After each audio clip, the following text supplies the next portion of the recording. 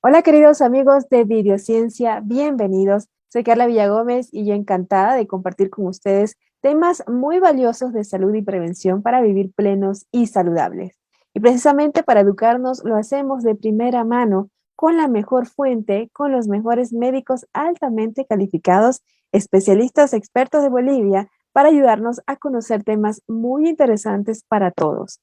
Precisamente el día de hoy vamos a conocer sobre las secuelas de la neumonía por COVID-19. Y para conocer más del tema y despejar muchas dudas, hoy me acompaña desde la ciudad de Cochabamba el doctor Antonio López. Él es médico experto especialista neumólogo con admirable trayectoria profesional. Sigue con nosotros que en breve empezamos.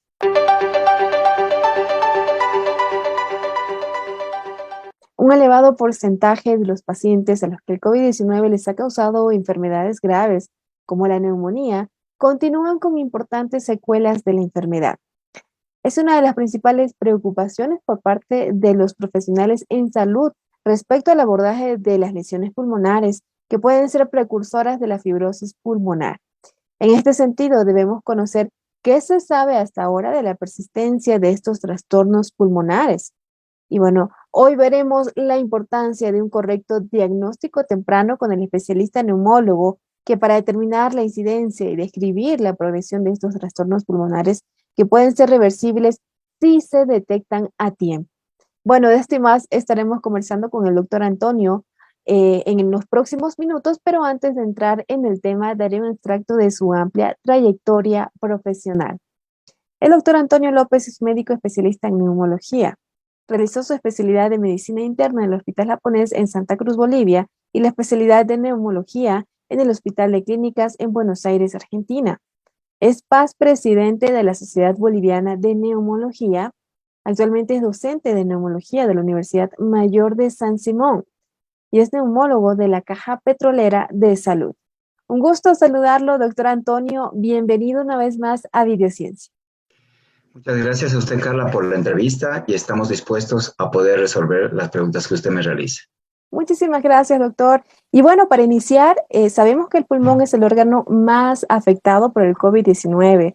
Por ello, me gustaría que nos pueda explicar cuáles son las principales secuelas del COVID-19 que se han observado hasta ahora en pacientes con neumonía.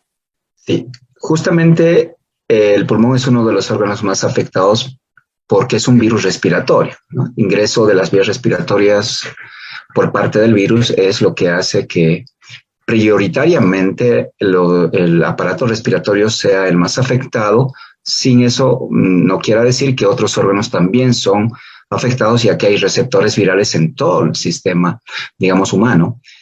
La afección respiratoria, que se presenta tan solo en un 20%, suele ser de grado severo, puede ser de grado crítico, también puede ser de grado leve a moderado. Todo va a depender de la intensidad del proceso y eso es más o menos aleatorio, sobre todo en las primeras 3 olas, pero ahora actualmente va a depender si el paciente está o no inmunizado o vacunado. La afección que es crítica va a llevar a mayor compromiso respiratorio, es decir, aquel paciente que ha sido intubado, que ha sido ventilado durante varias semanas, es el paciente que si ha logrado sobrevivir va a tener mucho más secuelas que aquel que ha tenido una neumonía severa, que ha requerido cánula nasal de alto flujo, otros sistemas de oxígeno, y de aquel que ha tenido una neumonía leve o moderada. ¿Cuáles son estas secuelas? Las secuelas más importantes en cualquier caso va a ser la neumonitis organizativa, llamamos, fibrinoide aguda o no, que son términos anatomopatológicos, pero que se puede traducir muy bien con imágenes y con clínica, más allá de las 4 semanas que dura normalmente una neumonía.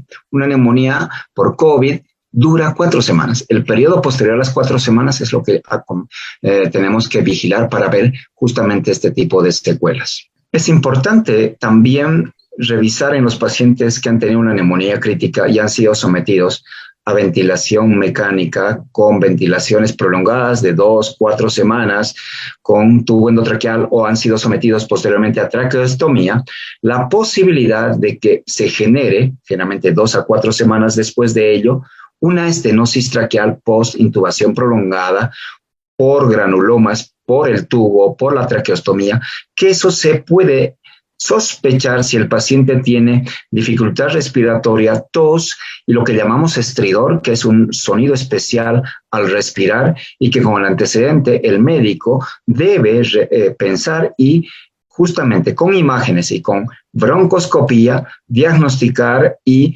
recomendar tratamientos que pueden ir desde dilataciones, prótesis y por último cirugía de reparación de la estenosis traqueal. Muy bien, doctor, muchísimas gracias. Sin duda, una de las alteraciones potenciales de la infección por COVID-19 que se ha observado más allá del episodio agudo de la enfermedad es el desarrollo de una enfermedad tan discapacitante y progresiva como es la fibrosis pulmonar, a la que no se quiere llegar, claro. Doctor, ¿nos puede explicar, por favor, qué es la fibrosis pulmonar y cuál es el pronóstico de esta enfermedad sin diagnóstico? Es muy importante esa pregunta, habida cuenta de que se suele confundir lo que llamamos neumonitis intersticial versus fibrosis pulmonar intersticial. La fibrosis per se ha visto que se da tan solo máximo en un 5% de la afección crítica por COVID, preferentemente. Eso significa que además del virus haya tenido que haber como causas lo que llamamos el BILI. El BILI es la injuria pulmonar por ventilación mecánica invasiva. Esto, las presiones, el oxígeno alto flujo, los volúmenes pulmonares, hace que el pulmón per se tenga más, digamos, injuria, más daño asociado ya a la inflamación, a la microtrombosis que produce el mismo virus. Entonces, va a depender muchísimo si el paciente es crítico o no crítico, si ha estado en ventilación mecánica o no. Y si se da la fibrosis pulmonar, habrá que descartar que no haya un proceso inflamatorio previo o una sobreinfección oportunista previo antes de catalogar al paciente como fibrosis.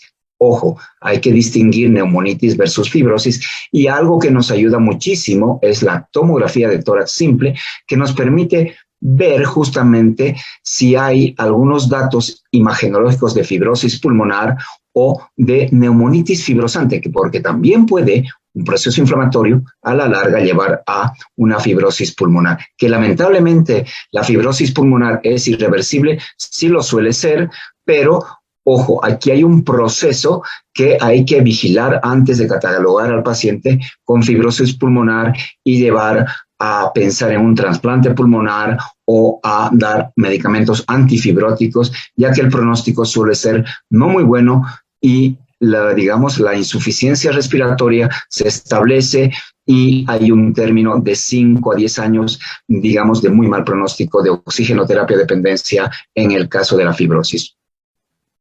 Muy bien, doctor. Y bueno, la neumología tiene un papel crucial para descartar o identificar precozmente estas complicaciones pulmonares que pueden ser reversibles si se detectan a tiempo.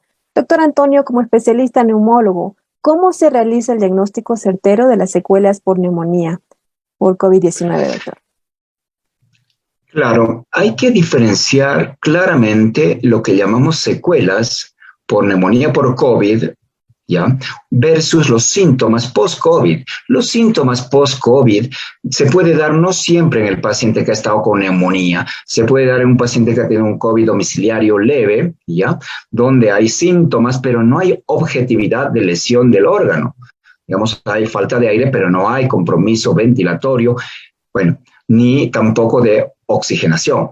¿Cómo podemos evaluar esto? Generalmente con clínica, es decir, ver al paciente, ver cómo está su frecuencia respiratoria, su saturación de oxígeno. A los 3 meses, antes no vale la pena hacer pruebas de función pulmonar que se llaman espirometría, se puede complementar con volúmenes y difusión o con test de caminata, pero una espirometría nos ayuda muchísimo, pero a los 3 meses. Antes puede ser un poco, digamos, con un falso negativo de restricción, porque siempre va a haber, después de una neumonía de lenta resolución, que eso justamente es la neumonitis, esto nos hace pensar o hace pensar al médico no experto que está con fibrosis y no es tal. Entonces, a los 3 meses se hace la espirometría. Las imágenes deben ser periódicas, me refiero a radiografías, a tomografías o ecografías para confirmar esto que llamamos de neumonitis, ¿no?, de COVID-19 y implementar el tratamiento correspondiente. Asimismo, nos ayuda mucho los llamados biomarcadores para descartar infecciones oportunistas, para descartar el otro problema que es la trombosis vascular.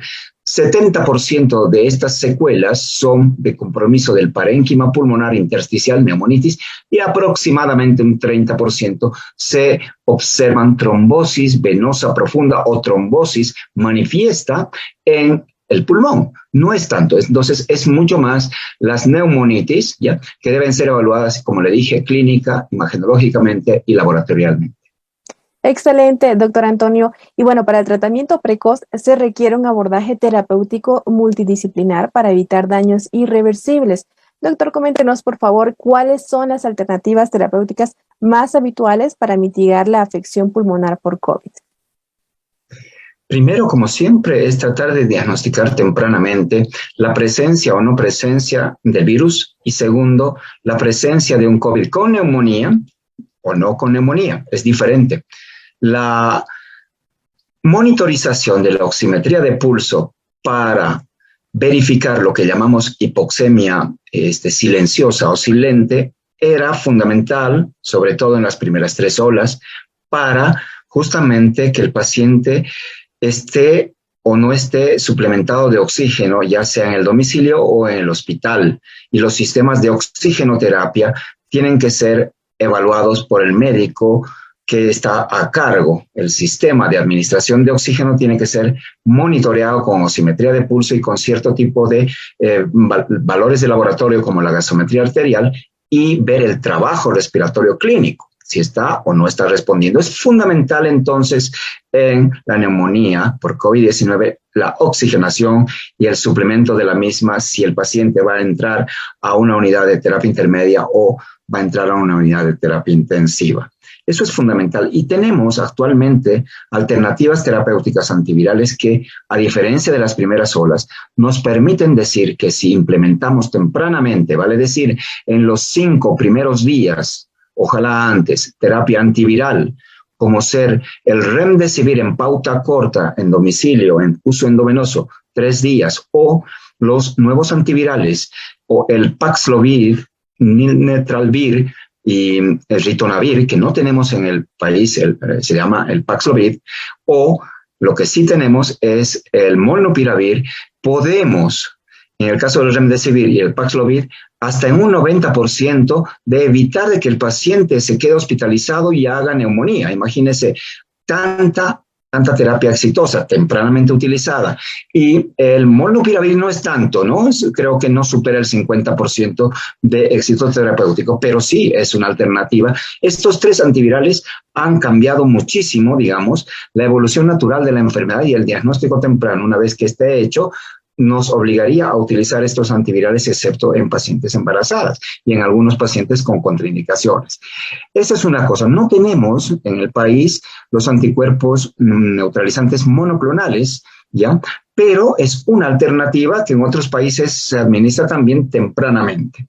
Una vez que la neumonía está dada, además de la oxigenación, el uso prudente, adecuado de esteroides o corticoides es también fundamental. La terapia dura normalmente 10 días y podemos dar otro tipo de pautas que actualmente se pueden dar de acuerdo a la severidad de la inflamación pulmonar, y esto puede estar asociado o no a medicamentos inmunomoduladores para bloquear, digamos, cierto tipo de, llamamos, citoquinas proinflamatorias, como por ejemplo la interleuquina 6.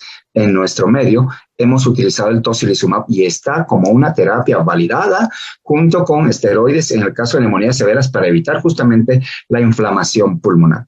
Y otra cosa que es fundamental y es una piedra angular en el tratamiento es la profilaxis de trombosis, microtrombosis pulmonar y evaluación clínica, monitoreo de clínico y de biomarcadores para ver si el paciente no ha hecho una trombosis vascular, y recién ahí hacer anticoagulación sistémica. Entonces, esos serían, digamos, los pilares fundamentales validados internacionalmente, que lo hemos aplicado conforme la evidencia se ha ido sumando nosotros en la práctica de la neumonía de todos los tipos por COVID-19.